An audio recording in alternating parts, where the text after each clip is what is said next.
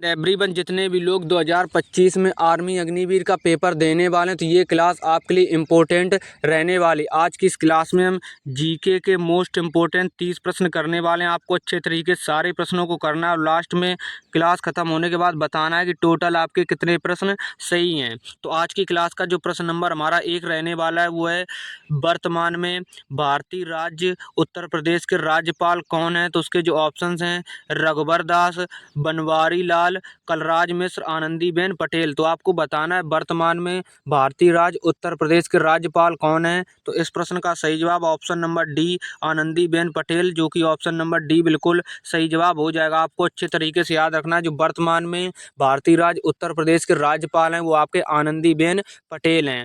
Next जो हमारा प्रश्न रहने वाला है वो है आपका, भारतीय अंतरिक्ष विभाग का गठन कब किया गया? तो उसके जो ऑप्शंस हैं 1971, 1969, 1972, 1954। तो आपको बताना है भारतीय अंतरिक्ष विभाग का गठन कब किया गया? तो इस प्रश्न का सही जवाब आपको याद रखना है, ये 1972 में इसका गठन किया गया था, भारतीय अंतरिक्ष विभाग का। आपको याद रखना है जो 1969 में है ये आपका इसरो का गठन किया गया था। 1969 में इसरो का गठन किया गया था। उसके बाद 1954 में है वो आपका भाभा परमाणु अनुसंधान केंद्र का गठन किया गया था। तो आपको अच्छे तरीके से याद कर लेना, भाभा परमाणु अनुसंधान केंद्र का गठन जो है आपका 1954 में किया गया था।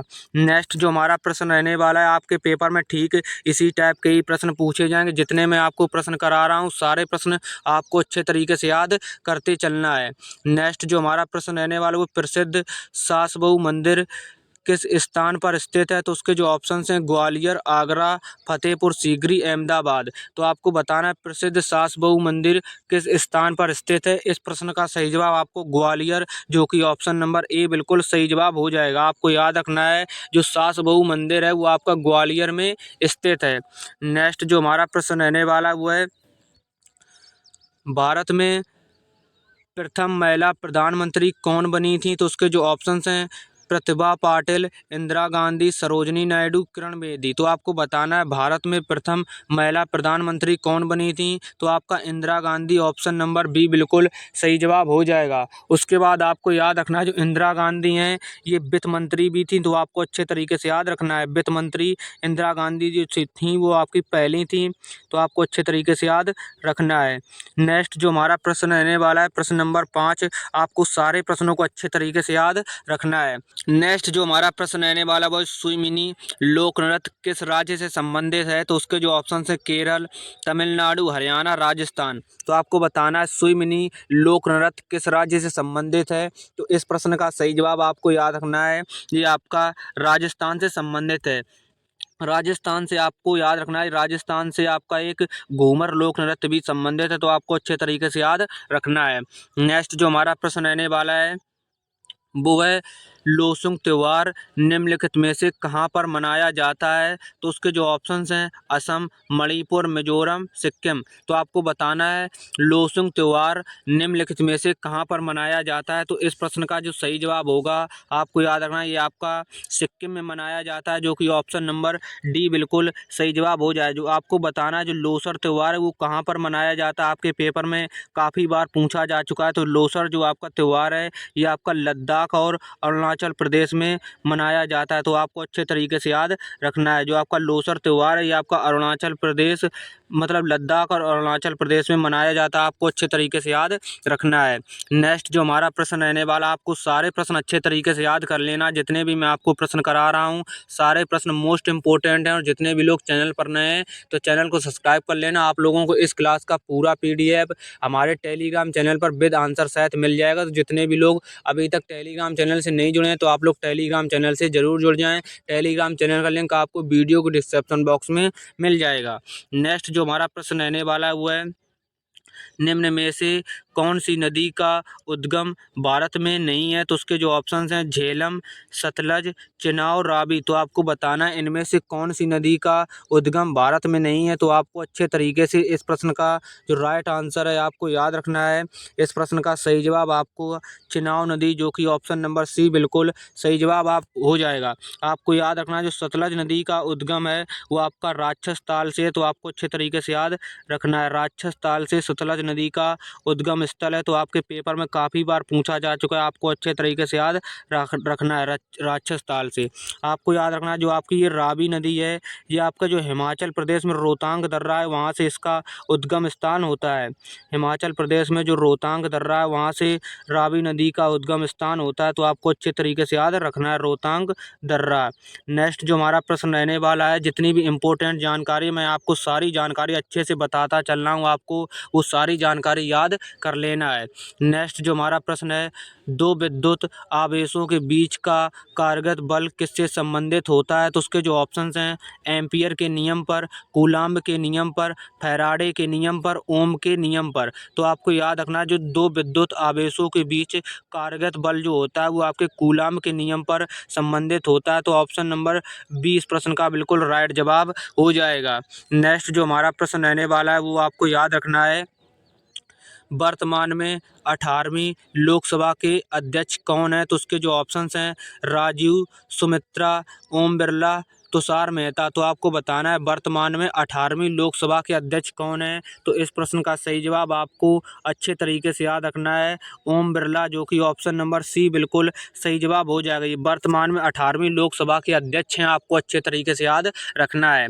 नेक्स्ट जो हमारा प्रश्न रहने वाला है, प्रश्न नंबर 10, वो है आपका हल्दिया बंदरगाह किस राज्य में स्थित है? तो उसके जो ऑप्शंस हैं, उड़ीसा, मुंबई, पश्चिम बंगाल, आंध्र प्रदेश। तो आपको बताना है हल्दिया बंदरगाह किस राज्य में स्थित है। इस प्रश्न का सही जवाब आपको याद रखना है, ये आपका हल्दिया बंदरगाह पश्चिम बंगाल में स्थित है।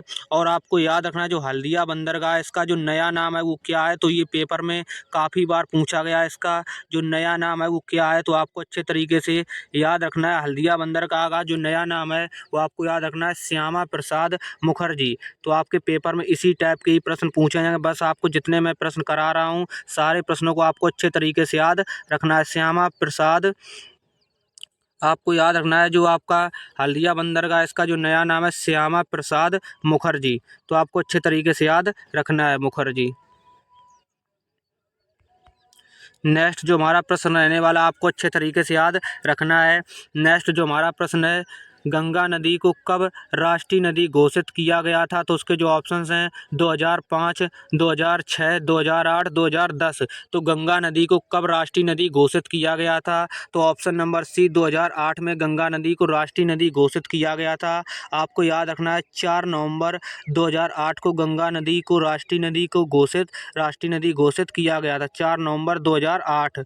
अब आपको बताना है, जो इसकी जो गंगा नदी की लंबाई है वो कितनी है? आपको याद रखना है, इसकी जो लंबाई है वो 2525 किलोमीटर है। आपके पेपर में पूछी जा सकती है, तो आपको अच्छे तरीके से याद रखना है। नेक्स्ट जो हमारा प्रश्न रहने वाला है, प्रश्न नंबर 12, वो है कौन सा मरुस्थल भारत में स्थित है? तो उसके जो ऑप्शन हैं, गोबी, सारा, थार, आटाकामा। तो आपको बताना है कौन सा मरुस्थल भारत में स्थित है। तो ऑप्शन नंबर सी, जो कि आपका थार है, ऑप्शन नंबर सी बिल्कुल सही जवाब हो जाएगा। आपको याद रखना है, जो आपका सारा मरुस्थल है ये आपका अफ्रीका में पड़ता है, ये विश्व का सबसे बड़ा मरुस्थल है। आपको अच्छे तरीके से याद रखना है, सारा मरुस्थल आपका अफ्रीका में पड़ता है, ये विश्व का सबसे बड़ा मरुस्थल है। आपको अच्छे तरीके से याद रखना है, आपके पेपर में पूछे जाने की संभावना, विश्व का सबसे बड़ा मरुस्थल है। नेक्स्ट जो हमारा प्रश्न रहने वाला है, मैं आपको जितनी भी इम्पोर्टेंट जानकारी है सारी जानकारी बता रहा हूं, तो आप इन सारी चीज़ों को अच्छे तरीके से याद करते चलना। नेक्स्ट जो हमारा प्रश्न है, 1857 के विद्रोह का झांसी से नेतृत्व किसने किया था? तो उसके जो ऑप्शंस हैं, नाना साहेब, तात्या टोपे, रानी लक्ष्मीबाई, कुंवर सिंह। तो आपको बताना है 1857 के विद्रोह का नेतृत्व किसने किया था। इस प्रश्न का जो सही जवाब है वो आपको याद रखना है, रानी लक्ष्मीबाई ने किया था। जो तात्या टोपे हैं इन्होंने कानपुर के विद्रोह का नेतृत्व किया था। तो आपको अच्छे तरीके से याद रखना है, तात्या टोपे ने कानपुर के नेतृत्व किया था। नेक्स्ट जो हमारा प्रश्न रहने वाला है वो है, किसे भारत के झीलों की नगरी कहा जाता है? तो उसके जो ऑप्शंस हैं, जयपुर, उदयपुर, ऋषिकेश, रांची। तो आपको बताना है किसे भारत की झीलों की नगरी कहा जाता है। तो इस प्रश्न का जो सही जवाब होगा वो आप लोगों को याद रखना है। इस प्रश्न का जो सही जवाब है वो आपका उदयपुर, जो कि आपका ऑप्शन नंबर बी बिल्कुल राइट जवाब हो जाएगा। आपको याद रखना है, जो आपका जयपुर है ये आपकी पिंक सिटी कहा जाता है, जयपुर को आपकी पिंक सिटी कहा जाता है। आपको अच्छे तरीके से याद कर लेना, पिंक सिटी जयपुर को कहा जाता है। उसके बाद आपको याद रखना है, जो आपका रांची है इसे झरनों का शहर कहा जाता है, तो आपको याद रखना है जो रांची है वो आपका झरनों का शहर कहा जाता है। ऑप्शन से रिलेटेड जितनी भी इम्पोर्टेंट जानकारी है मैं सारी जानकारी आपको बताता चल रहा हूँ, बस आपको सारी चीज़ों को अच्छे तरीके से याद करते चलना है। नेक्स्ट जो हमारा प्रश्न रहने वाला, मैं आपके लिए बहुत मेहनत कर रहा हूँ सच में इन सारे प्रश्नों को, मोस्ट इम्पोर्टेंट प्रश्नों को सबसे पहले जो ढूंढता हूँ, उसके बाद PDF पर टैप करता हूँ, फिर उसके बाद मैं आपको PDF को सेट करने के बाद उसके बाद मैं आपको वीडियो को रिकॉर्ड करके उसके बाद मैं आपको देता हूं। तो आप लोग इस चीज़ का ज़रूर फ़ायदा उठाएं।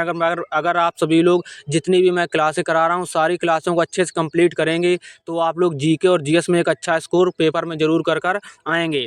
नेक्स्ट जो हमारा प्रश्न रहने वाला हुआ है, वर्तमान में भारत के रक्षा मंत्री कौन है? तो उसके जो ऑप्शंस हैं, राजनाथ सिंह, जय शाह, अमित शाह, CR पाटिल। तो आपको बताना है वर्तमान में भारत के रक्षा मंत्री कौन है? तो आपको याद रखना है इस प्रश्न का सही जवाब Rajnath Singh, option number A बिल्कुल सही जवाब हो जाएगा। अब आपको याद रखना है जो आपका जय शाह हैं ये आपके ICC हेड हैं, तो आपको अच्छे तरीके से याद रखना है ICC हेड हैं, तो आपको अच्छे तरीके से याद कर लेना है। नेक्स्ट जो हमारा प्रश्न रहने वाला है वो है 2011 की जनगणना के अनुसार भारत के किस राज्य का लिंगानुपात सबसे अधिक है? तो उसके जो ऑप्शंस हैं, मध्य प्रदेश, उत्तर प्रदेश, केरल, महाराष्ट्र। तो आपको बताना है 2011 की जनगणना के अनुसार भारत के किस राज्य में लिंगानुपात सबसे अधिक है? तो इस प्रश्न का सही जवाब आपको अच्छे तरीके से याद रखना है। इस प्रश्न का सही जवाब आपका ऑप्शन नंबर सी केरल बिल्कुल सही जवाब हो जाएगा। इसका जो लिंगानुपात था वो कितना था आपको याद रखना, 1084 इसका लिंगानुपात था। तो ऑप्शन नंबर सी को आपको लोगों को अच्छे तरीके से याद रखना है। नेक्स्ट जो हमारा प्रश्न रहने वाला है वो है किस पर्वतमाला को सह्याद्री के नाम से जाना जाता है? तो उसके जो ऑप्शंस हैं, अरावली, पूर्वी घाट, पश्चिमी घाट, सतपुड़ा। तो आपको बताना है किस पर्वतमाला को सह्याद्री के नाम से जाना जाता है? तो इस प्रश्न का जो सही जवाब है वो आपका पश्चिमी घाट, ऑप्शन नंबर सी बिल्कुल सही जवाब हो जाएगा। इसे सह्याद्री के नाम से जाना जाता है, पश्चिमी घाट को। उसके बाद आपको बताना है जो पूर्वी घाट में है ये आपकी महेंद्रगिरी है, तो आपको अच्छे तरीके से याद रखना, पूर्वी घाट में आपकी महेंद्रगिरी है, तो आपको अच्छे तरीके से याद कर लेना है।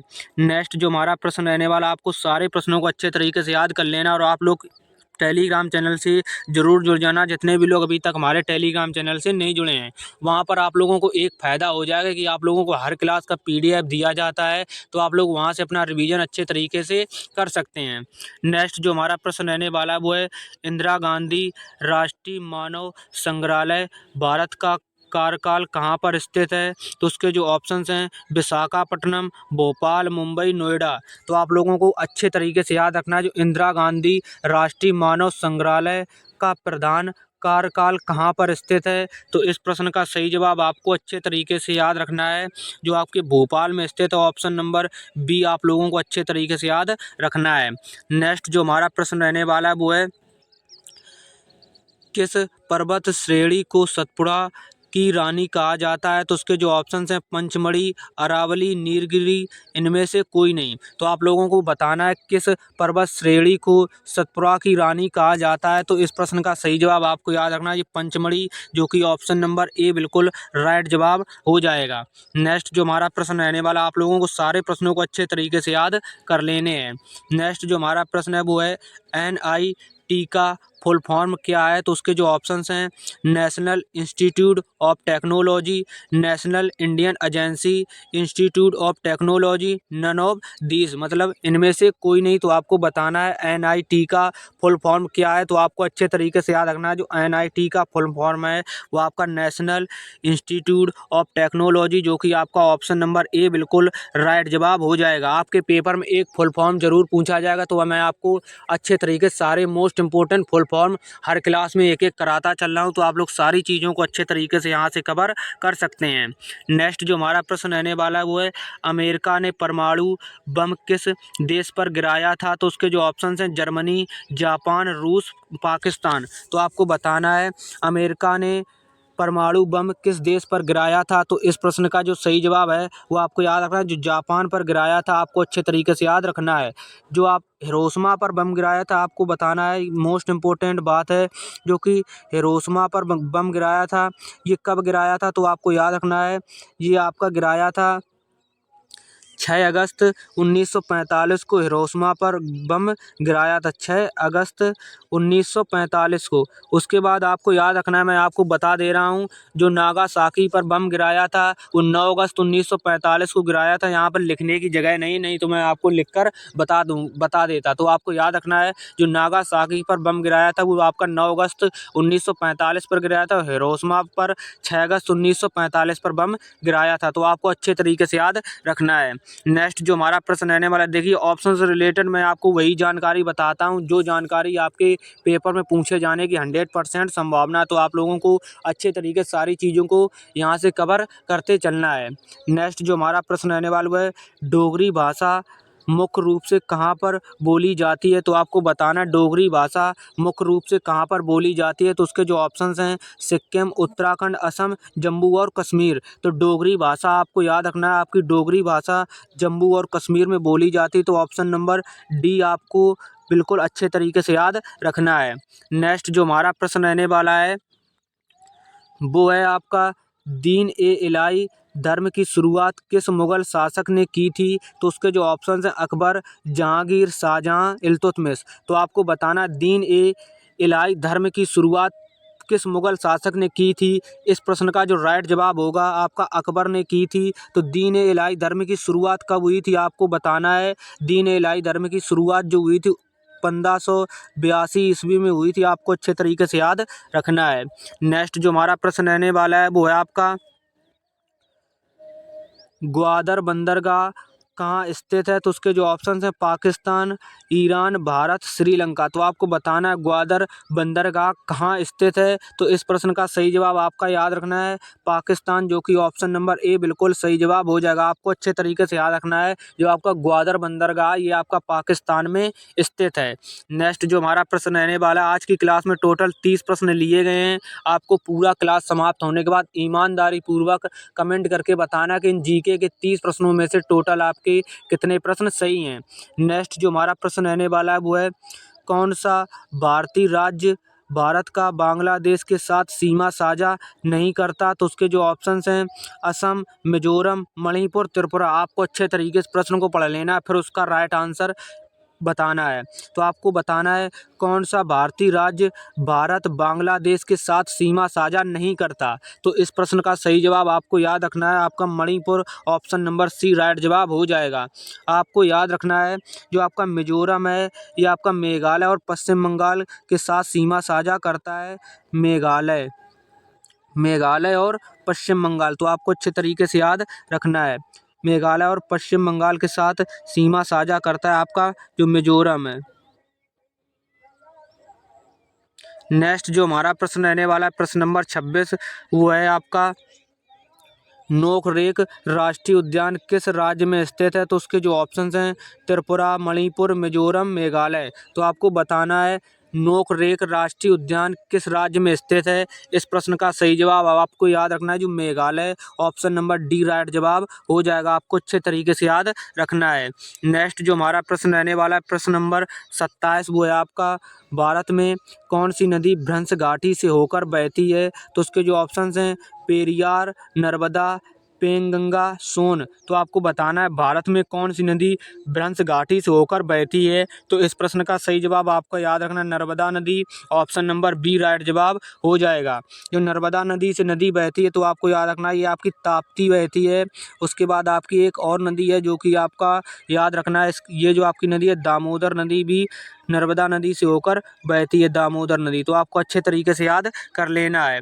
नेक्स्ट जो हमारा प्रश्न रहने वाला है वो है, विक्टोरिया झील से निकलने वाली एकमात्र नदी कौन सी है? तो उसके जो ऑप्शंस हैं, कांगो नदी, नील नदी, अमेजन नदी, राइन नदी। तो आपको बताना है विक्टोरिया झील से निकलने वाली एकमात्र नदी कौन सी है। तो आपको अच्छे तरीके से याद रखना है, इस प्रश्न का सही जवाब नील नदी, ऑप्शन नंबर बी आपका अच्छे तरीके से याद रखना है, बी नंबर आपका राइट जवाब हो जाएगा। नेक्स्ट जो हमारा प्रश्न रहने वाला है वो है आपका, भारत में जो नरेगा जिसे मनरेगा कहते हैं योजना की शुरुआत कब हुई थी? तो उसके जो ऑप्शंस हैं 2008, 2006, 2005, 2004। तो आपको बताना है भारत में जो मनरेगा की शुरुआत हुई थी वो कब हुई थी? तो इस प्रश्न का सही जवाब आपको याद रखना है 2006 में हुई थी। ऑप्शन नंबर बी राइट जवाब हो जाएगा। नेक्स्ट जो हमारा प्रश्न रहने वाला और आज की क्लास का लास्ट प्रश्न है, आपको अच्छे तरीके से याद रखना है। आज की क्लास का जो लास्ट प्रश्न है वो है निम्नलिखित में से कौन सी धातु प्लास्टर ऑफ पेरिस से पेरिस में पाई जाती है? तो आपको बताना है निम्नलिखित में से कौन सी धातु प्लास्टर ऑफ पेरिस में पाई जाती है? तो उसके जो ऑप्शंस हैं कैल्शियम, मैग्नीशियम, पोटेशियम, सोडियम। तो इस प्रश्न का सही जवाब आपको अच्छे से याद रखना है, ये आपकी कैल्शियम धातु पाई जाती है। अब आपको बताना है प्लास्टर ऑफ पेरिस का सूत्र क्या है? ये पेपर में काफ़ी बार पूछा जा सकता है, तो आपको बताना है प्लास्टर ऑफ पेरिस का जो सूत्र है वो आपको याद रखना है CaSO4 हाफ बटे हाफ H2O। तो आपको अच्छे तरीके से याद रखना है प्लास्टर ऑफ पेरिस का ये सूत्र है, तो आपको अच्छे तरीके से याद कर लेना है। तो आज की इस क्लास में जीके के मोस्ट इंपॉर्टेंट 30 प्रश्न किए थे। आपके टोटल कितने प्रश्न सही हैं आप लोग कमेंट करके ज़रूर बताना। और आप लोग टेलीग्राम चैनल से ज़रूर जुड़ जाना। जितने भी लोग टेलीग्राम चैनल से नहीं जुड़े हैं तो आप लोग टेलीग्राम चैनल पर डायरेक्ट जाकर सर्च कर सकते हैं विशाल डिफेंस कैरियर, तो आपके सामने हमारा टेलीग्राम चैनल आ जाएगा, वहाँ से बिल्कुल आप लोग आसानी से जुड़ सकते हैं। तो जितने भी लोग चैनल पर नए हैं तो चैनल को सब्सक्राइब कर लेना। और आपके जितने भी साथी 2025 में आर्मी जीडी ट्रेडमैन और WMP का पेपर देने वाले हैं तो आप लोग उन तक इस वीडियो को जरूर शेयर कर देना। उन लोगों का इस वीडियो से काफ़ी ज़्यादा मदद मिल जाएगा। तो आप लोग अपनी तैयारी को अब अच्छे तरीके से कंप्लीट करते रहें। अब आपके पेपर में ज़्यादा समय नहीं बचा है। मैं आपको ये जो प्रैक्टिस सेट करा रहा हूँ, ये प्रैक्टिस सेट हमारे कंटिन्यू रहेंगे। अभी मैं आपको टॉपिक जो इम्पोर्टेंट टॉपिक हैं जो कि आपके आर्मी अग्निवीर पेपर में पूछे जाते हैं, उन सारे टॉपिक को मैं आपको अलग अलग से करा दूंगा, ठीक है ना। तो आप लोग अपनी तैयारी अच्छे तरीके से करते रहें। मैं ये जो प्रैक्टिस सेट है आपके लिए चलाया हूँ, इन सारे प्रैक्टिस सेट को आप लोगों को 100% अच्छे तरीके से देखना है और आप लोग अपना टेस्ट जरूर लगाते रहना। मैं आपका टेलीग्राम चैनल पर बहुत ही जल्द टेस्ट लेने वाला हूं जीके का, वो आपका लैब टेस्ट रहेगा। मैं आपको टाइम और डेट बता दूंगा कि कब आपका टेस्ट होने वाला है। तो आप लोग अपनी पढ़ाई अच्छे तरीके से करते रहें। मिलते हैं तब तक नेक्स्ट वीडियो में, तब तक ले जय हिंद, जय भारत, वंदे मातरम।